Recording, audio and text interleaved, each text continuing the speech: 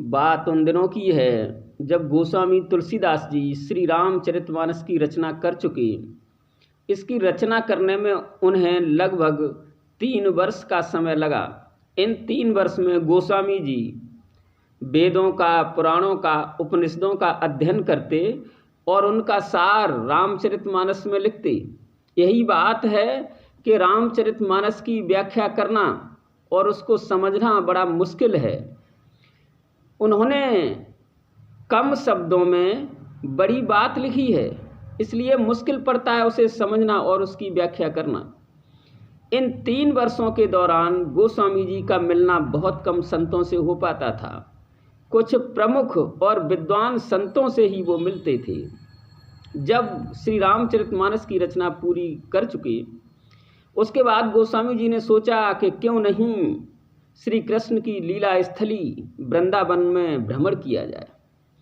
यह सोचकर गोस्वामी जी चले और कुछ दिनों की यात्रा करने के बाद वृंदावन पहुँचे।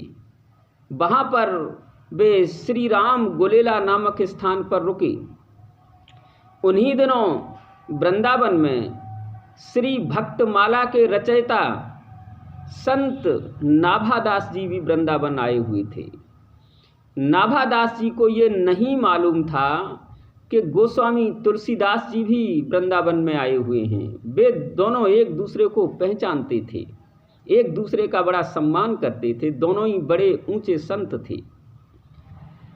एक दिन नाभादास जी के मन में आया कि वृंदावन में जितने संत हैं उन सब का भोज किया जाए, उनके लिए भोजन की व्यवस्था की जाए और अगले दिन प्रसाद का वितरण किया जाए। यह सोचकर नाभादास जी ने वृंदावन में जो संत थे उनके पास निमंत्रण भिजवाया कि कल आप सब लोगों को प्रसाद वितरण होगा और भोज में सभी संत शामिल हों। भोज की तैयारी की गई। संतों को निमंत्रण मिल चुका था, लेकिन गोस्वामी तुलसीदास जी इतने साधारण सिंपल तरीके से रहते थे कि वहाँ पर किसी ने जान ही नहीं पाया कि तुलसीदास जी यहाँ रुके हुए हैं।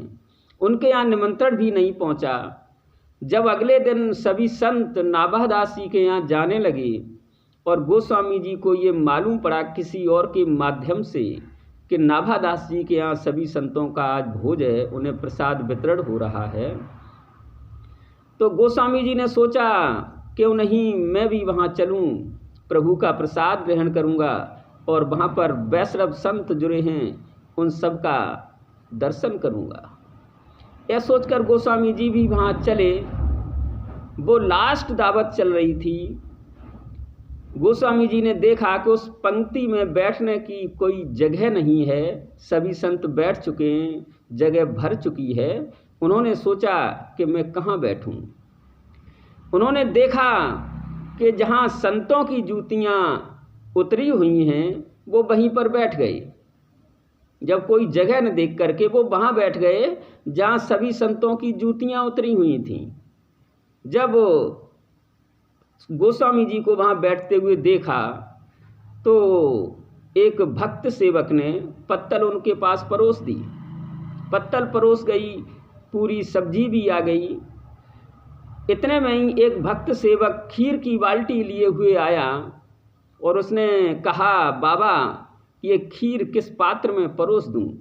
कारण ये था कि आखिरी दावत चल रही थी, खीर परोसने वाले बर्तन लगभग खत्म हो चुके थे।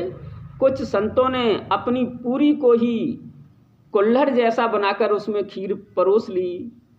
किसी ने अपनी पत्तल पर ऐसे करके संतों ने खीर परसवा ली। जब खीर परोसने वाला वो भक्त सेवक गोस्वामी जी के पास पहुंचा और उसने पूछा, बाबा खीर किस में परोस दूं? गोस्वामी जी ने देखा और कहा, एक संत की जूती की तरफ इशारा करके कहा कि इसमें परोस दो। संत की जूती में परोस दो खीर।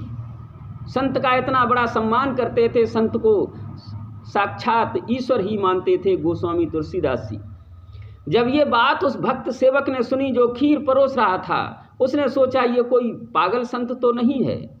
वो चीखा चिल्लाया कि संत आप क्या कह रहे हैं, जूती में खीर कैसे परोस दूं? गोस्वामी जी ने कहा, बिल्कुल इसी में परोस दो। ऐसा शोर सुन करके और संत भी उधर आए और नाभादास जी ने जब ये शोर सुना, वो खीर जूती में परोस नहीं रहा है, गोस्वामी जी कह रहे इसी में परोस दो। जब ऐसा शोर नाभादास जी ने भी सुना तो वो भी निकल के आए।